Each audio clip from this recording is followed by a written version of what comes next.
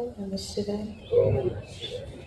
अपने आप को, अपने संस्कारों को, इस रावण राज्य के संस्कारों को परिवर्तन करके देवताई संस्कार में अपने आप को ढालने वाले सभी मीठे बच्चों को मुझ आत्मा की तरफ से शुभ प्रभात और प्रणाम। रावण कितना, अभी हमने मुरली में सुना ना कि वो कितना सर्वव्यापी है। सूक्ष्म में रह के वो सभी से काम करा रहा है, हमको पता भी नहीं चलता, क्योंकि हम कभी कभी अपनी मनमत पे चल लेते हैं, कभी कभी हम अपने संस्कारों के वश होकर कोई ऐसा कार्य कर लेते हैं, पर वो हम कर नहीं रहे हैं, कोई हमसे करा रहा है। जैसे हम सेवा करते हैं तो कहते हैं ना, बाबा ने कराया हमसे, है ना। जैसे शिव बाबा हमसे करवा रहे हैं, वैसे गलत चीजें भी रावण हमसे करवा रहा है। तो इस बात को अगर हम समझ लें, ये खेल 1 सेकंड का हो गया, है ना, कि मैं जो भी कर रही हूँ या कर रहा हूँ वो मेरे से करवाया जा रहा है, या तो बाबा करवा रहा है या रावण करवा रहा है। तो अब हमें देखना है कि हमें किसकी मत पे चलना है ना। भारत माता शिव शक्ति अवतार। भारत माता, भारत को जन्म देने वाली माता, शिव शक्ति स्वरूप, जो इस समय का मैया का गायन है, ये शिव शक्ति अवतार जो अभी बाबा ने दिया है। तो भारत माता शिव शक्ति अवतार, और आगे क्या कहते हैं, सच्चा गीता ज्ञान कहते हैं ना, गीता, श्रीमद् भगवत गीता।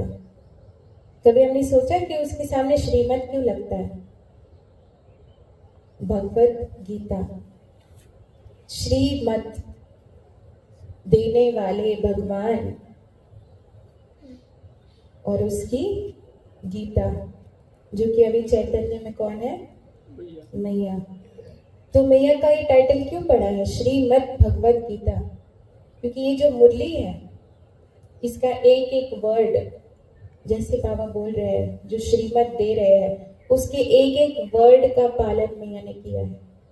एक एक सेंटेंस, एक लाइन, एक शब्द, हर चीज को जिस तरीके से उस चीज को समझ के उसको फॉलो करना चाहिए, वो चीज मैया ने करी है। इसीलिए उसका नाम है श्रीमद् भगवत गीता, क्योंकि वो श्रीमद् से विरुद्ध नहीं है। जो श्रीमद् है वो उसको फॉलो करती है। इसलिए बाबा कहते हैं सर्वशास्त्र शिरोमणि गीता है। क्यों? क्योंकि गीता ने उसको लाइन बाय लाइन फॉलो किया है, और बाकी शास्त्र क्या है, अपनी मिलावट करते हैं। कौन कर रहा है मिलावट?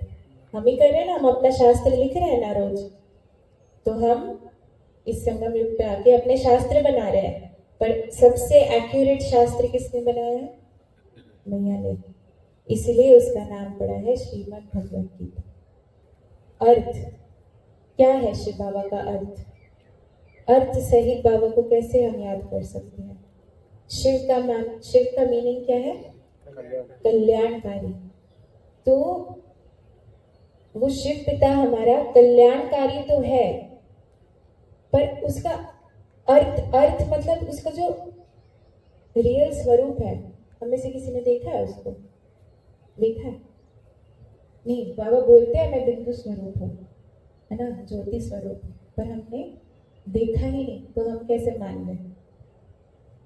अनुभव के ऊपर आधार से हम मान सकते हैं ना। जो चीज हम अनुभव करेंगे हम उसको मानेंगे। अब मैं बोल दूं कि कैमरा गोल है, तो क्या वो गोल है? नहीं है। तो वो मैं खुद देख पा रही हूँ, इसलिए मैं उसको बोल सकती हूँ कि वो गोल है। तो अर्थ सहित, यानी कि बाबा को अगर अर्थ सहित हम याद कर सकते हैं, तो हम उनके गुणों के स्वरूप से याद कर सकते हैं। जब बाबा आते हैं तो बाबा का स्वरूप कैसा होता है? प्रेम स्वरूप, है ना। हम एकदम आनंद में हो जाते हैं, क्योंकि बाबा ऐसी अपने गुण लेके आता है अपने साथ, है ना। तो ये है असली अर्थ बाबा का, जो बाबा के गुण है ना। बाबा को हम देख नहीं सकते, पर उनके गुणों से उनकी खुशबू महसूस कर सकते हैं।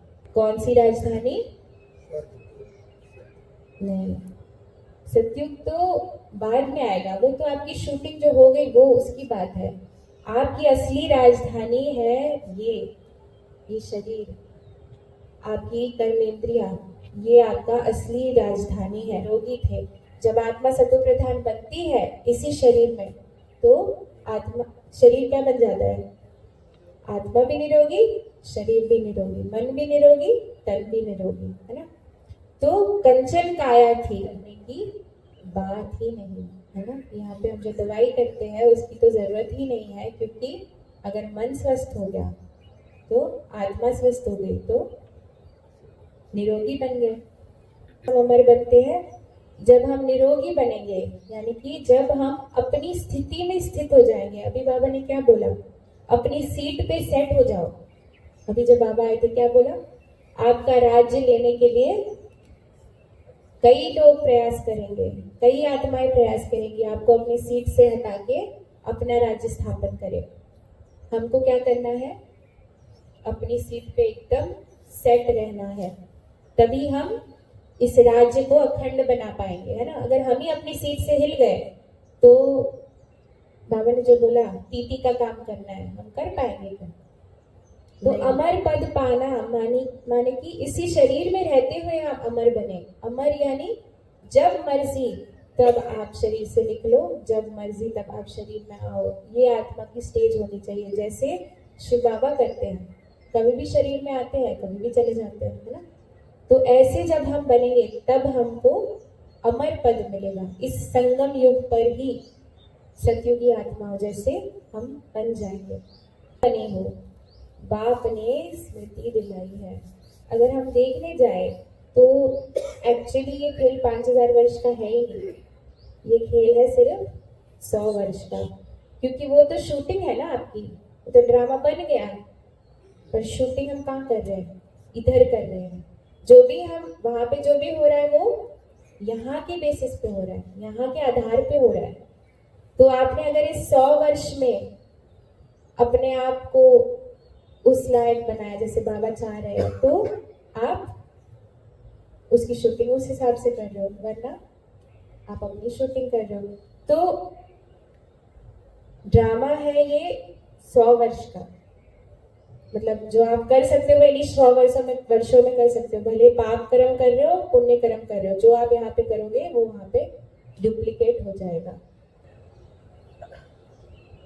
इसको भी अगर हम बेहद में लेंगे ना, तो भारत कौन है? ब्रह्मा बाबा ना। तो ब्रह्मा बाबा का जब राज्य है, मतलब जब वो आधा कल्प बाबा बोलते ना ब्रह्मा का दिन, तो उस समय जो बाबा के साथ चलते हैं, है ना, बाबा का बन के चलते हैं, अब बाबा जैसे डायरेक्शन देंगे वैसे करते हैं, तो वो क्या है? सचखंड की स्थापना हो गई। और जैसे ही बाबा चले जाते हैं, ब्रह्मा बाबा की रात होती है, तो क्या हो जाता है? सब अपना अपना करने लगते हैं, तो क्या स्थापन होता है? झूठ खंड, है ना। भारत का खंड खंड बन जाता है, जो अखंड था वो फिर खंड होके अलग अलग राज्यों में बट जाता है। तो कैसे रिपीट कहा जाता है? कहाँ बनाते हैं हम हिस्ट्री ज्योग्राफी वर्ड की? संगम युग पे बनाते हैं। हिस्ट्री ज्योग्राफी हम यही बना रहे हैं, वो जाके रिपीट वो 5000 साल का ड्रामा उधर होता है। इतने बार बाबा रिपीट बोलते हैं ना, इसका असली मतलब यही है कि हम यहाँ पे जो शूटिंग कर रहे हैं वो रिपीट होता है 5000 वर्षों चल ही रही है ना। हम सतयुग की हिस्ट्री ज्योग्राफी यहाँ पे शूट करके उसको रिपीट करते हैं उधर, है ना। जब बाबा आते हैं हमको ऐसा बनाते हैं, तब हम उसको रिपीट करते हैं सतयुग से, सतयुग के लिए। सतयुग त्रेता का शूटिंग यहाँ पे करके उसको रिपीट करते हैं। पर कलयुग की तो करनी पड़ती है क्या शूटिंग? द्वापर कलयुग की, द्वापर की भी चलो हम थोड़ी बहुत कर लेते हैं। जब हम हमारी स्टेज जैसे जैसे ऊंची होती जाती है ना, हम वैसे वैसे सतयुग त्रेता द्वापर की शूटिंग करते जाते हैं। पर कलयुग की शूटिंग करने की जरूरत है हम कलयुग में ही हैं। तो हम जो कार्य कलयुगी प्रभाव में आके करते हैं उसकी शूटिंग तो ऑलरेडी हो ही रही है। तो ये सारी शूटिंग हम ही यहाँ पे कर रहे हैं, है ना। वही 5000 में रिपीट होती है। वैसे तो पहले हमको ये भी नहीं पता था कि रावण है, पर अभी बाबा ने क्या बोला कि रावण भी है।